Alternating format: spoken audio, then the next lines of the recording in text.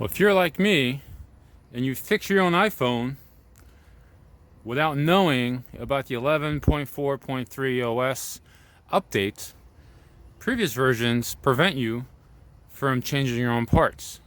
What happens is the phone becomes a useless brick.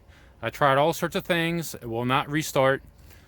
I went to Apple, they denied fixing it because God forbid you open your own screen and change the ribbon. So I found these to be useless at the moment.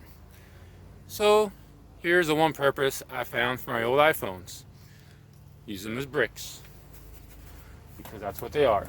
They were paperweights for a few months in the house. But since it's not windy in there, they're kind of useless in the house. So put a little motor on them.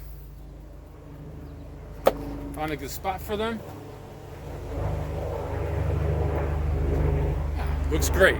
Like it's meant to be there. Useless brick. That's not the only one. Useless iPhone 6. Useless iPhone 4.